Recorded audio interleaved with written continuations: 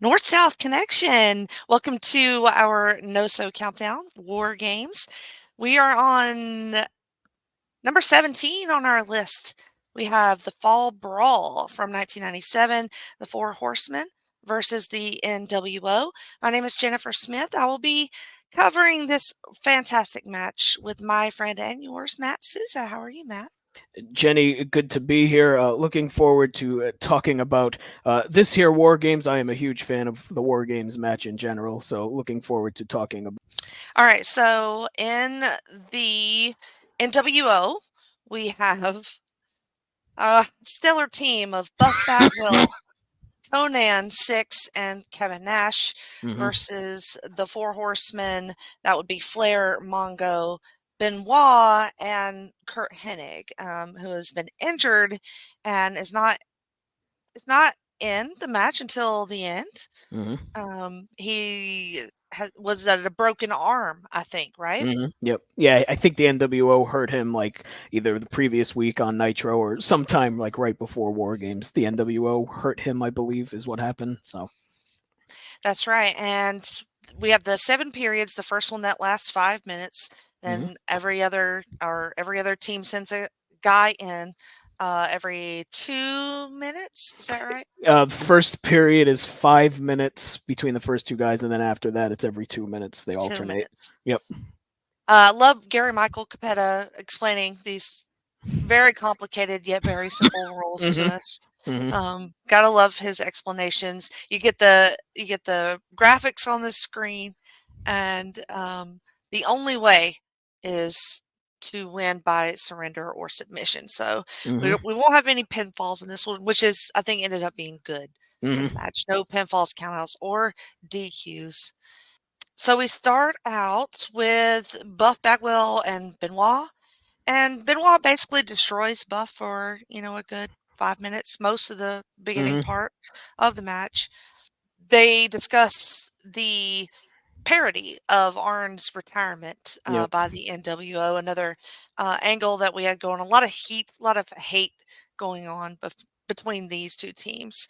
Not my favorite, I don't guess, mm, combination of guys for both of these teams. What do you think? Yeah. So it's a very weird NWO team. But it, I kind of understand it at the same time because so earlier in the night there's a tag match. It's Savage and Hall against Page and Luger, and like Savage was really embroiled in this feud with Page at this point. Like at Halloween Havoc, they're getting ready to blow that feud off. So Hmm. unless you're putting Page in this match, I could kind of understand why Savage isn't in it. Hall is the one that is weird to me that he's not in this match because Nash is in it. But Hmm. then if you think back, like you'd probably have to have Hall involved in that Horseman parody thing that they did on Hmm. Nitro like a month prior, and I don't know how Hall would fit into that. So I mean, it's a very weird team. Like fucking Buff Bagwell and Conan are in a main event of the WCW pay per view. It's very weird. It's a thing that shouldn't Yes. happen. But in this case, because they were involved in that making fun of the Horseman thing, I kind of understand it. Yeah, I would agree with that. It's not my favorite.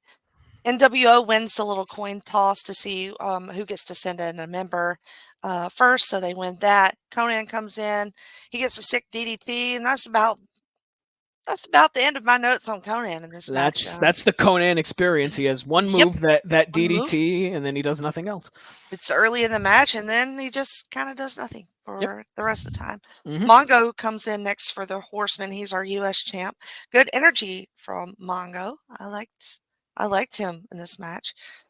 And start six comes in, starts to get a little bit more chaotic as the rings fill up, and Kurt finally ambles out with his arm in a sling.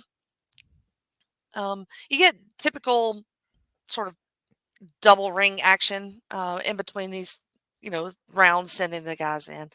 Not a whole lot in the way of spots. Nothing Mm. that really sticks out during this part of the match and getting into the match beyond, uh, Hmm.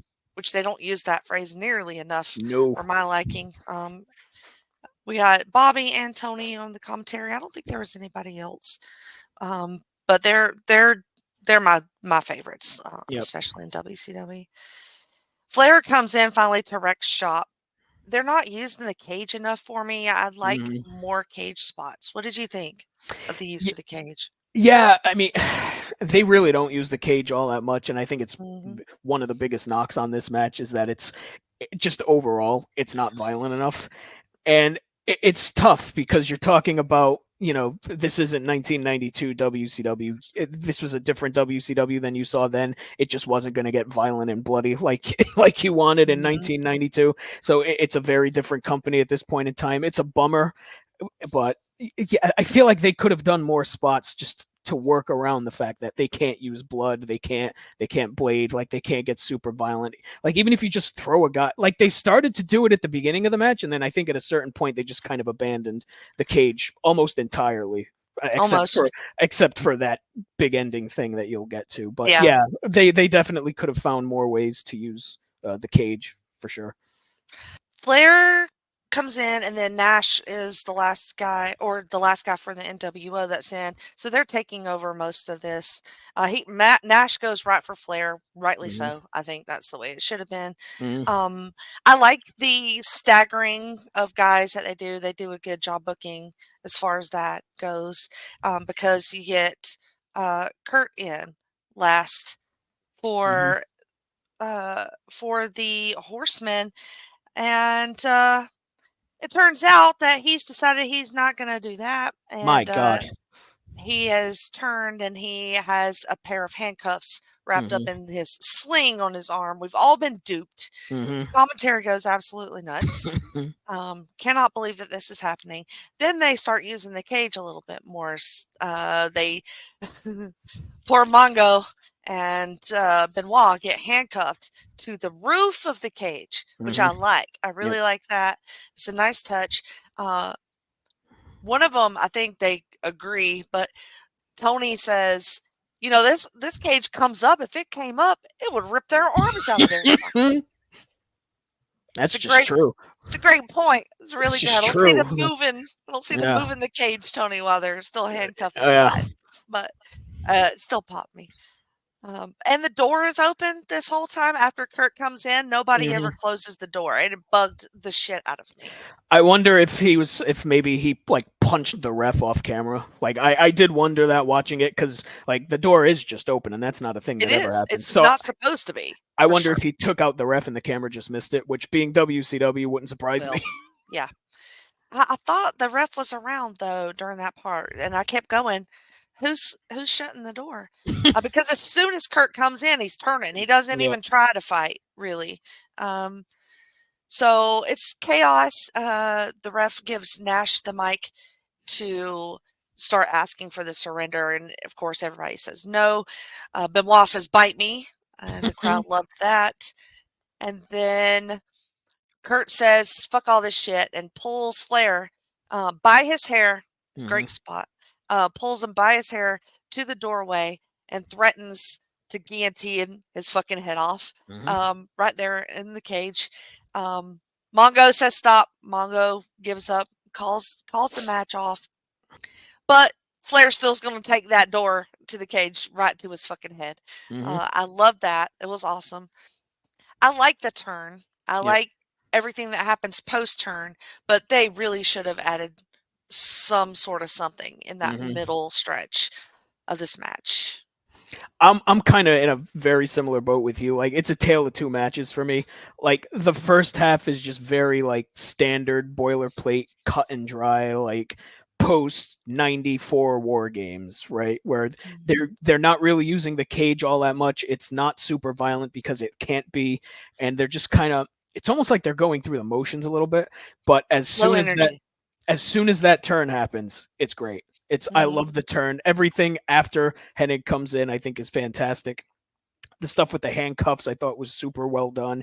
And the thing I really like about this is 10 years prior to this, this is a thing that the Horsemen would have done to some shitbag team somewhere Agreed. somewhere else. So it's kind of like in a weird way the Horsemen getting comeuppance for all the Mhm. bullshit they did 10 years prior in a weird way. So I kind of like if that was by design, I thought it was great. I mean, Mhm. if it was a weird coincidence, then it's a hell of a coincidence, but I like that touch of this. I thought Mongo was great during this Yeah. match. The way he just throws Six into the roof of the cage, I thought was great. Six, by the way, the only one wearing street clothes. He got the memo. Nobody else fucking did. Um, so I mean, I did enjoy this match for what it was because of the turn. Like I think it's a very middle of the road war games, but I think it's that high because of the turn. Like I think the turn was Gotta that be. good. Yeah. I would agree with that. And I thought I had another point. Oh, Kevin Nash says the death of the horseman right in their backyard. So Hmm. he puts the final nail on the coffin. Kind of a lame NWO team to beat the Yeah. horseman, but not my favorite horseman team either. So in that respect, it Hmm. feels sort of equally matched. But for me, Benoit was in it the whole time, and he never gave up. Yeah, no, and it was smart to have him in there first because Hmm. I mean he's the guy. If you need a guy to be in there for 20 minutes, he's the guy. I think the fact that adding Hennig, it's easy for me to say, Jesus Christ, to that, and him just slamming that door into Flair, I think gives credence to this NWO team and him doing that. So, like, I don't like this team. Obviously, it's a fucking Conan's on it. I can't like it. It goes against me. But like, I think the fact that having Hennig do what he did and having them just be ruthless and fucking handcuffing everybody, I think kind of makes them feel a little more like, what the hell's the word? I'm kind of like ruthless, I guess, Hmm. more so than like a Hall. Like, I mean, I would have liked to have seen Hall in this match, obviously, but Me by the too. end of it, I didn't hate who was in there, And in there, yeah, I would agree. As long as Kurt was in there, that's all that really fucking mattered Hmm. in this match. Um, so just little housekeeping. We got Chad Campbell gave this match 3.5 stars, and then Dave Meltzer gave it 2.5 stars. Jeez. Uh, Cage match is 6.54. Mm. So that is for our ranking purposes here. For me, I tend to skew probably a little bit higher just because I love WCW Hmm. and cage matches in general, and the turn was great. So I feel like that 3.5 might be right about where I'm sitting. Yeah, I'm somewhere in that 3.25, 3.5 Mhm. range too, and it's solely on the strength of the angle.